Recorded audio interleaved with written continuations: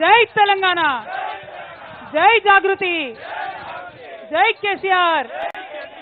వేదిక మీద వేదిక ముందు ఉన్నటువంటి జాగృతి నాయకులకు, రాష్ట్ర వ్యాప్తంగా తరలి వచ్చినటువంటి తెలంగాణ వాదులకు, మేము మాట్లాడడానికి అవకాశం ఇవ్వలేకపోయినటువంటి వక్తలకు అందరికి కూడా హృదయపూర్వకంగా క్షమించమని కోరుతూ, మరి కేసీఆర్ గారి కోసం తరలి వచ్చినటువంటి మీ అందరికీ కూడా మరొకసారి ఉద్యమాభివందనాలు తెలియజేస్తా ఉన్నాను. జై తెలంగాణ. ఇవాళ మనం ప్రశ్నించేది ఒక్కటే, కమిషన్ మీద మాకు గౌరవం ఉన్నది, కానీ కమిషన్ వేసినటువంటి కాంగ్రెస్ మీద చాలా స్పష్టమైన అనుమానం ఉన్నది.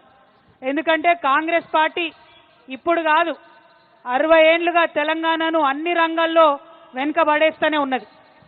నాగార్జున సాగరు చాలా గొప్పగా ఈ ముఖ్యమంత్రి గారు చెప్తారు, నెహ్రూ కట్టిండని.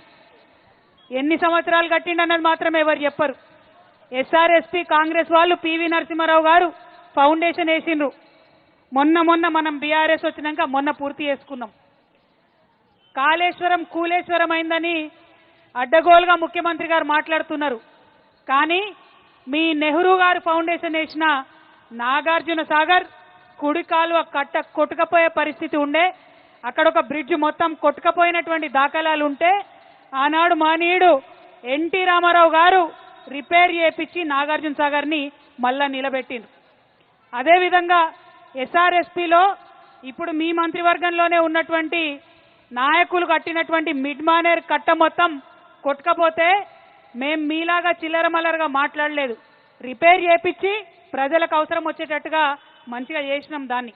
ఇవన్నీ ఒకెత్తు అయితే మొత్తం ప్రపంచం ముందు మన తెలంగాణ జాతి పరువు తీసే విధంగా మీరు ఆగమేఘాల మీద శ్రీశైలం లెఫ్ట్ బ్యాంక్ కెనాల్ పనులు మొదలు పెడితే ఆ టన్నల్ కూలి 8 మంది చనిపోతే జవాబిచ్చిండ్రా ముఖ్యమంత్రి గారు. మీరు కేసీఆర్ గారిని కాళేశ్వరం మీద మాట్లాడే ముందు ఒక్కసారి తమ అద్దంలో తమ మొహం చూసుకోవాలని ముఖ్యమంత్రి గారు నేను డిమాండ్ చేస్తా ఉన్నాను.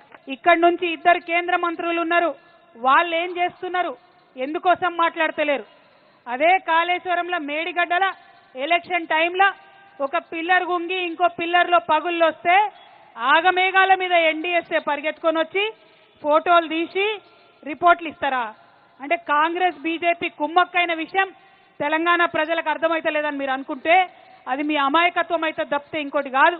కాళేశ్వరం ప్రాజెక్టు లేకపోతే 35% మన భూభాగం ఎడారిగా మారేటటువంటి పరిస్థితి ఉన్నది. ముఖ్యమంత్రి గారిని డిమాండ్ ఒకటే చేస్తున్నాం, మీరు ఈ చిల్లర మల్లర ఆరోపణలు పక్కకు పెట్టి తక్షణమే మేడిగడ్డ బరాజ్ని రిపేర్ చేపియండి. సుందిల్లా, అన్నారం, మేడిగడ్డ 3 ఆ లింక్ అనేదైతే ఉంటుందో కాళేశ్వరంలో దాన్ని తక్షణమే వినియోగంలోకి తీసుకురండి. కేసీఆర్ గారు 4 సంవత్సరాలు ఆపకుండా 20 లక్షల ఎకరాలు ఏదైతే నీళ్లు ఇచ్చిండ్రో తక్షణమే నీళ్లనివ్వండి, ఆ పని చేయండి. ప్రజలు మీకు అవకాశం ఇచ్చిండ్రు. కాళేశ్వరంలో 99% పనులు అయిపోయినాయి. ఏనుగెళ్ళింది తోక ఎక్కింది అన్నట్టు కొన్ని చిన్న చిన్న పనులు మిగిలినాయి.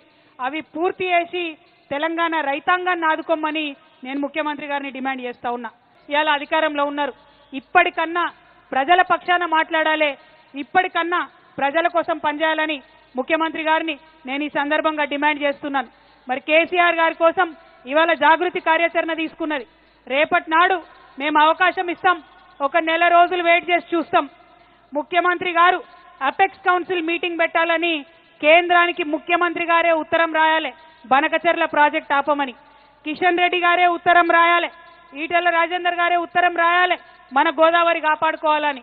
ఇవాళ నుంచి నెల రోజుల తర్వాత ఈ 2 జాతీయ పార్టీలు కార్యాచరణ తీసుకోకపోతే గోదావరిని కాపాడుకోవడానికి మళ్ళా ఒకసారి జాగృతి తప్పకుండా ఉద్యమం చేస్తుంది.